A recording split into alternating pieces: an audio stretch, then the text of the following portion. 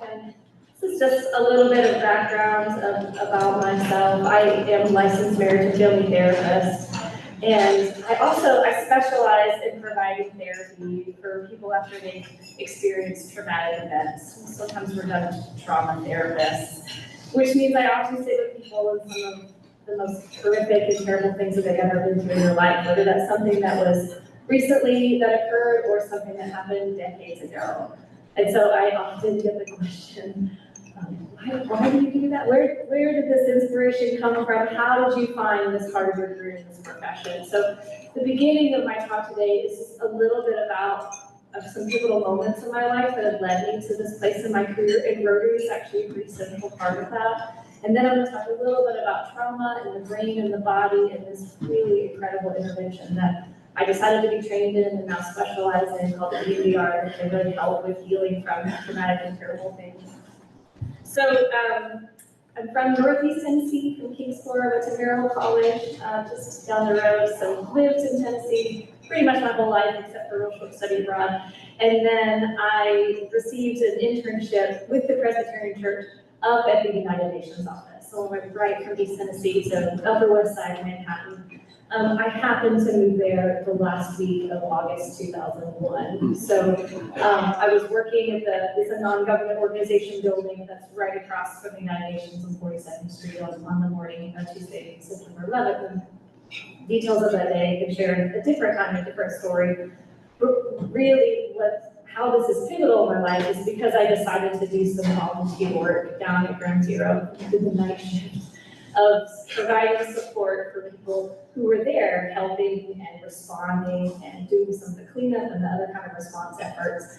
And that was really, though I'd spent most of my life volunteering with a variety of capacities, that was really the first time I had seen such tragedy at such a large scale. And also, the second aspect of that is here we were helping the helpers. And that had really never occurred to me either, that people that are responding to disastrous events, they also need support and healing from, we call it vicarious trauma, right? It's something that they don't directly experience, but they have effects from.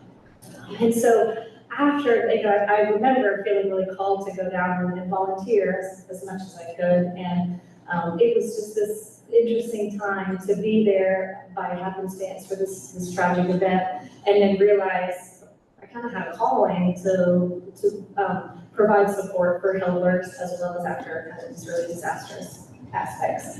So we turn ahead to about 10 years later. So I'm after my 1 year spent in New York, and moved to California, lived on the California-Nevada border, and my first career before I became a therapist is I worked in private school admissions. So in part I worked at an actual boarding school, and then I became director of admissions at a liberal arts college. And I joined Rotary then, so this was 2005. So I looked at what our date is now and realized that as of next year, I'll be retiring for 20 years, which is pretty exciting. We didn't have Rotary Act at the time where I was, and so I was the youngest member for many years. And I was on the board there, and I met this woman who lived in our small little town, it's like 14,000 people, right at Lake Tahoe, really small part of California. And she would take groups of people over to northern Nepal, and in this very remote area where you couldn't even drive to fly to, up by the Tibetan border. And so I said, well, what if we bring a group of Rotarians there? So, and then I thought, well, I'm working at this liberal arts college. I talked to the study abroad director. What if we make a study abroad trip too? And so that's what we did. College students, Rotarians, and myself. And you can see I'm pointing here. There were some other Rotarians that have done volunteer work in that area as well. They helped to build this maternity health building. We were there providing supplies for maternal health and some education about actually germ theory and safe births and things along those lines. And I came back from that trip just really inspired to change my career. I thought there's something different I want to do. And so I had my MBA already, so I decided to go back to school and get my MA in educational psychology, become a therapist. And after I graduated, when I was earning, you have to practice for several thousand hours, kind of like a residency before you get your license. And so in 2017, I decided to go with another group of therapists over to Rwanda and meet with therapists, psychologists, is primarily how they're trained, in Kigali, in Rwanda, and other mental health workers. And so we did some volunteer work there with a particular subgroup of survivors from the genocide. And that was the same time period in 2017 when I was also trained in EMDR for the first time. So really seeing, again, another group of people that have been through something so disastrous and so tragic, and also how they were healing from it and trying to work through and understand and even integrate this part of the disastrous thing that they've been through and wanting to move through it and move forward their lives too. So it was also the time when I decided to move back to East Tennessee. So I came back at the beginning of 2018, and then I transferred my membership here. So here we go. So talking about a couple of different definitions. So EMDR stands for eye movement desensitization and reprocessing. So originally, when EMDR was discovered, it was one specific woman, Dr. Francine Shapiro, late 80s, and she was on a walk. And she was thinking about something that was distressing and upsetting, and realized that her eyes were moving back and forth, right? So we're going to talk about this a little bit later, but during REM sleep, that's rapid eye movement. And that's when we believe the brain is processing our day's events and hopefully, ideally, integrating them into how we understand the world and how we relate to others. And so she discovered at the end of her walk that she felt better. She had perspective, she had insight, and she wasn't as affected as this particular thing that was distressing her.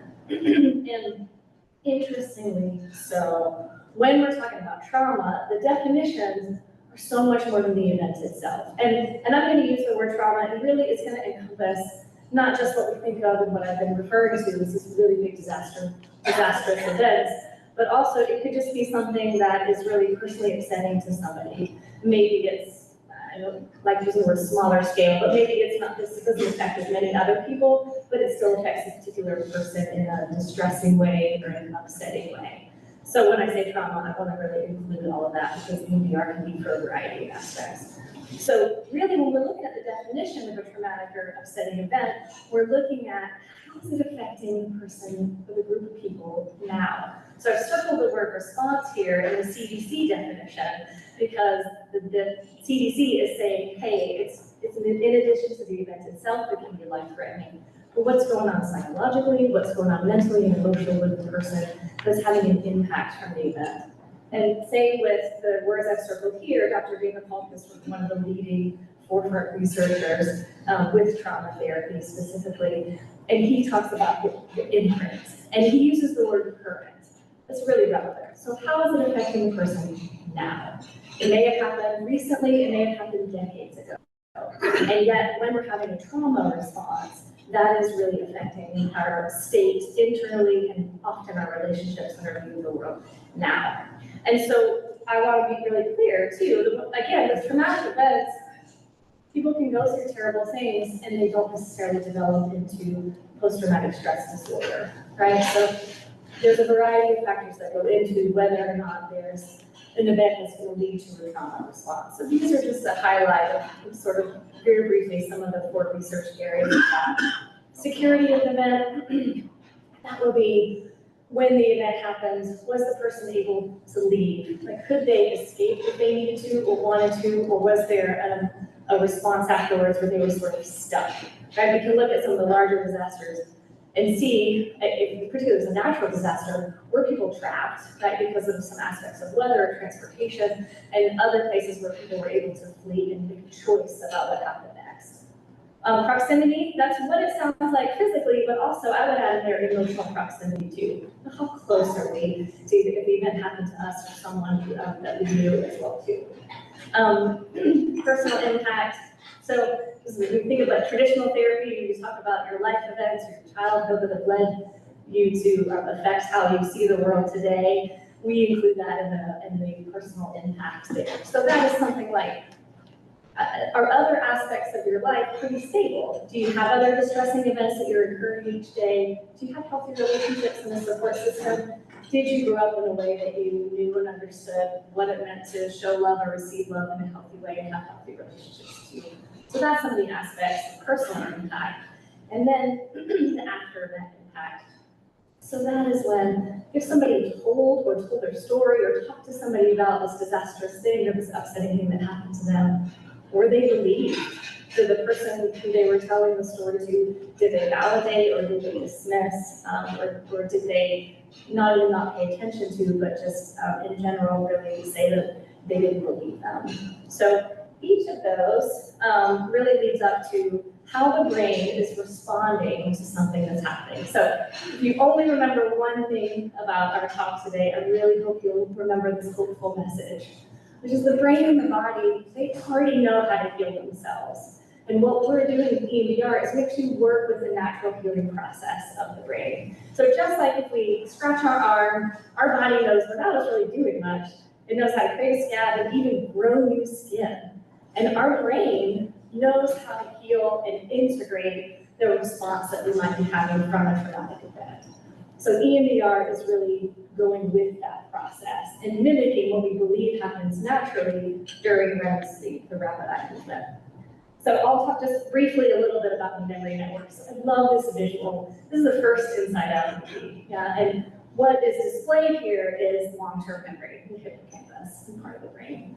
And if you've seen the second movie, which I hope, whether you not have children, I really hope you'll see both of these movies because they are so well researched. The person, the main consultant on the first film, Dr. Paul Ekman, I've read his books, I've heard him speak, I've taken a course just on all of his research on emotions and the brain and the MRI imaging that he's done with, by the way, fun fact, we experience emotions, discrete emotions, within 2/5 of a second of some kind of stimuli that happens. So if you remember from the first movie, or I'll give a little summary because you didn't, at the end of each day, when the child, when we were in her brain, when she experiences a life event, it's like a sphere, right? And you can it sort of sits there in a row, activating her brain. And then she goes to sleep, somebody pushes a button, and all those moments from that day specifically, they get filed on this tube, and they come out into long-term memory. So the tube, it sort of represents a neural pathway, if you will, right? And so we believe that's what rapid eye movement is. REM sleep is like the tube process, the neural pathways taking what we experience today and integrating it down to long-term memory. Now, thankfully, the brain does not remember every single moment of our day. It couldn't, we wouldn't want it to, and it needs to be more efficient than that. So we don't need to remember what we had for breakfast, like October the 8th, 2016, right? Like, we just don't need that detail. I think that's in the movie too, right? They vacuum out some of the long-term memory moments. We don't need to keep them all. So with trauma work, remember, we're working on the impact of the event itself on the person, the brain, and the body. So we're working with sometimes the tube itself, the neural pathway itself, where something has gotten stuck. So the event that's upsetting, it doesn't get fully filed down into the memory network system. So that would be something like if you're perseverating on something, or if it's really present with you and maybe ruminating, and it's hard to, people call that spinning out sometimes. Like it's hard to move past it and understand it or have insight about it. So that's when it's very, very present with the person. The second part is when we get down to long-term memory, I like to think of it as like a filing cabinet system. So as we integrate our life moments and experiences, they get categorized together, like in clusters. So like open up a filing cabinet drawer, if it's well organized, it doesn't have all this stuff attached to it. Maybe it's safe for something like lily flowers. So maybe you grew up with a grandparent who planted those flowers, maybe you now plant them, give a cool wreath that smells like it, right? So with this drawer of lily flowers, or the scent of them, it's very positive. You might think, this is the way that I feel safe in the world. This is how I understand what love looks like, is by giving, growing, and nurturing, right? So there's a belief system that's also part of this categorization. It's very essential when we're looking at trauma healing, trauma therapy work.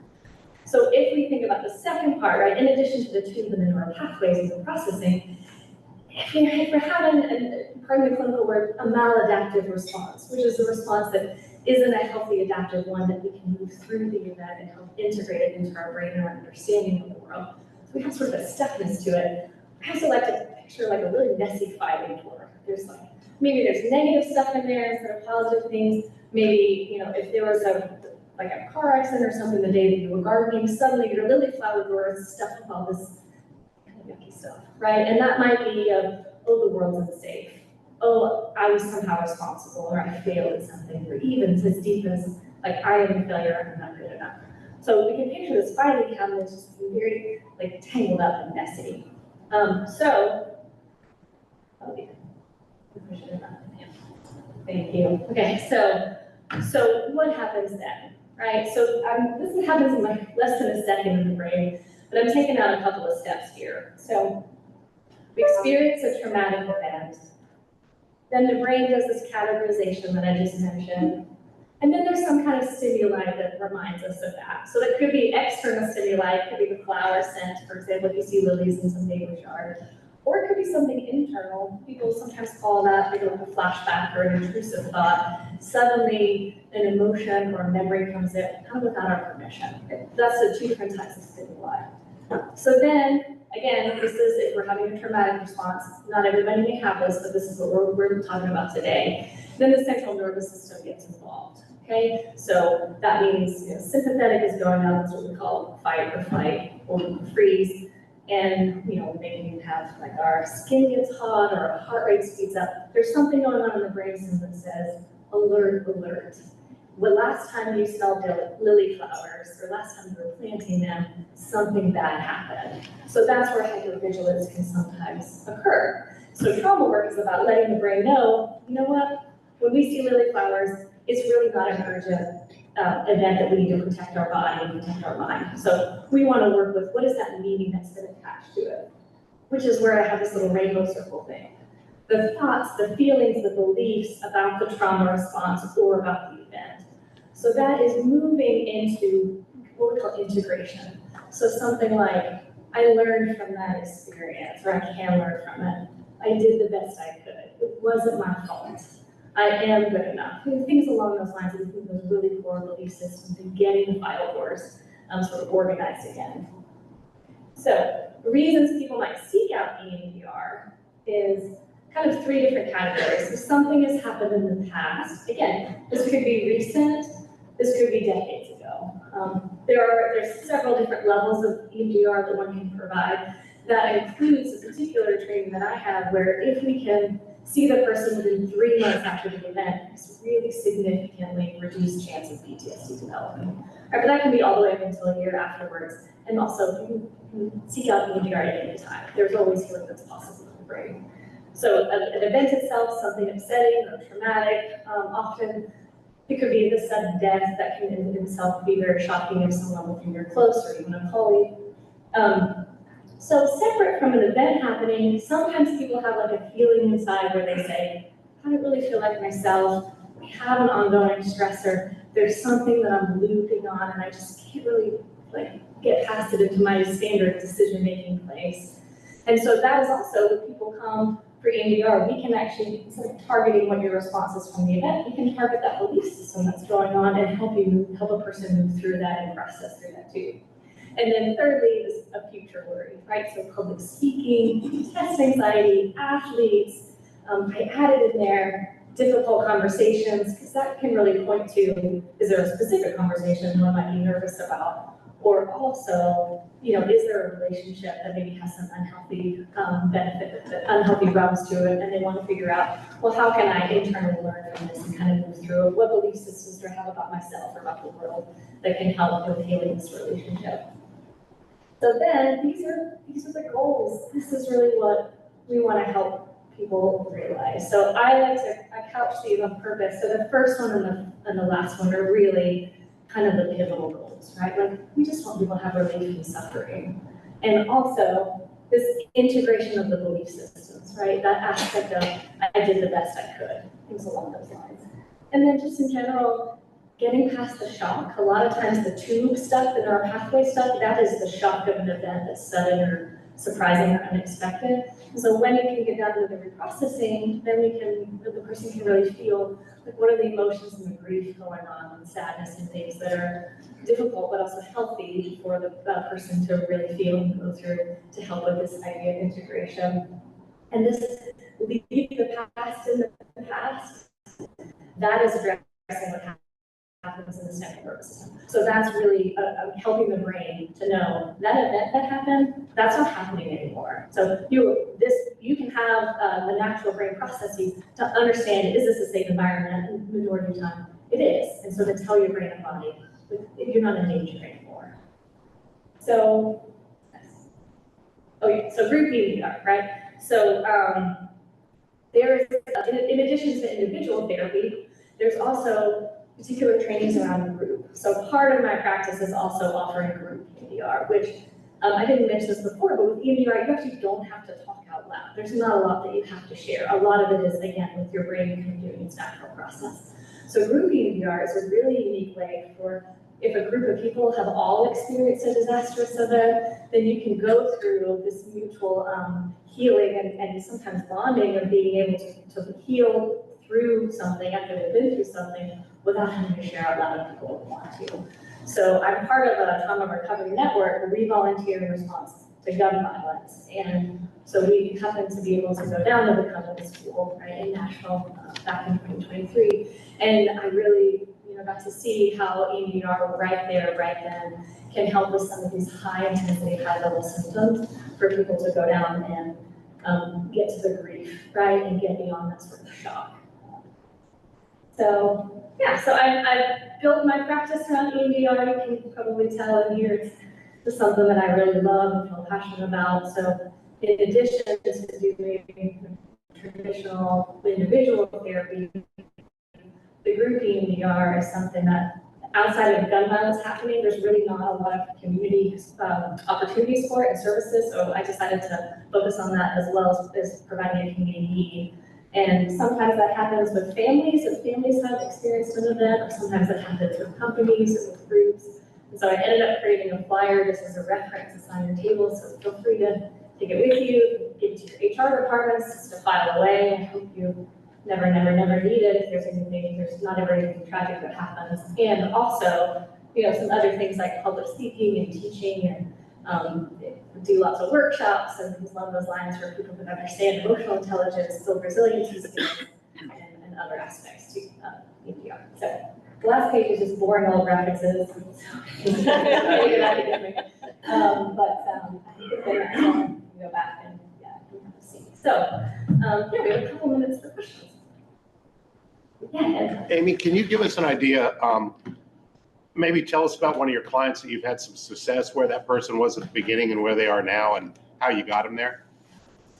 Yeah, so ethically, I probably need to get permission before I would do that. I would say I did a podcast interview and I got permission from a particular client to answer the question about that on the podcast interview, which I'm certainly happy to share there, but I didn't get her permission to continue to say it. But I will say the group EMDR stuff, right, like that in particular was just really paramount, just to watch. It's really hard to imagine, right, the intensity of just going through something like that and providing support for it. And then afterwards, being able to talk about it without so much stuff coming up. Yeah, that's okay. Yeah. How often do people relapse, and what steps are taken to address that? Yeah, is that like a symptomatic question? Like when they feel the symptoms again? Yeah, like they moved off and then down the road. Yeah. It hits them again. Yeah. Is there anything different? Yeah, so if we're talking about kind of traditional PTSD symptoms like flashbacks and things like that, that usually that doesn't come back. So after EMDR. What might be kind of reactivated, using this word trigger there, right, is this belief system that's about themselves, right? So that would be something like I'm not good enough, I'm a failure. But again, the second Inside Out was great with belief system. So that would be maybe they would come and do like a therapy tune-up, or they would come back and do the EMDR session for that. But for traditional symptoms, there's very little relapse for that. Yeah. Yeah. Oh, yeah. Miracle books. Yeah. My understanding, once the understanding is, people need therapy, that it can take months and months to get in to see someone. Do you have any kind of references or guidance on their way? Yeah, that's a great question. So she's asking about how long it takes to get in with therapists now, and people that are really actively seeking symptoms, actively seeking treatment for their symptoms. So you're asking about what relief they might have while they're waiting? What they can do while they're waiting to get in to see a therapist? Yeah. Yeah, that's a good question. I mean, I will say this is testimonially, when it comes to EMDR, for the most part, we're able to do what we can, particularly if it's a recent event, to try to fit people in. I happen to specialize in intensives, which is where people only come see me for 3, 4, or 5 sessions, but they meet with me for 3 hours at a time. And that can free up my time, because EMDR is so efficient. So, really, we like to connect them with some of the nonprofits here, right? Community mental health organizations, they may have some groups available for them, some of those realms of support where there may not be as long of a waiting list. It really just depends on the person, their situation. I would say there's less of a wait now than there was like during COVID and right after COVID, when it was just months and months that you're talking about. So, I hope that helps. Yeah. Yeah, it sounds like so much of this is dealing with disaster, something really bad that happens. Do you do any, or are there therapists like you that partner with like the Red Cross or something when these like natural disasters or things like that, ones that kind of go into areas and help people? Mm-hmm. Yeah, Red Cross Rotary is a good thing, right? So, yeah, I know that the Red Cross does have therapists with whom they partner. I would imagine many of them are trained in EMDR too. Usually what happens is there can be kind of if there's a large scale event, there's sort of a big call for therapists. So they don't necessarily need to already have contracted with them. It's just who can volunteer their time. Even when there was some natural disasters happening in Florida earlier in the summer, then Florida sort of released the mandate that everybody who provided therapy had to be licensed in their state. And they said, okay, for this particular natural disaster response, you can provide telehealth to our Floridians, no matter where you are in the US. So there's often some kind of workarounds like that too. And like I said, there's the Trauma Recovery Network where we respond to gun violence if folks want to tune into this. Yeah. Okay. One more. Where's it? Oh, yeah. Once someone has completed their treatment with you, I know you said they don't typically have flashbacks. Is there anything that they can do for themselves at home? Can they do this on their own if they have something new that happened? Yeah, that's a great question. So the question was, if after people complete a year of treatment and their PTSD symptoms subside, can they do this on their own? So what they can do is we do a lot of resourcing skills where people learn how to calm down their central nervous system. Some of that is through bilateral stimulation, which is sort of the eye movements, the right brain, left brain, stimulating that that variety of ways, like very slow tapping, things like that, but also to really instill a lot of these positive belief systems that people have, so that when something upsetting happens, they still believe that they are capable of getting through it. That's what the big thing to do. Yeah. Thank you. Yeah.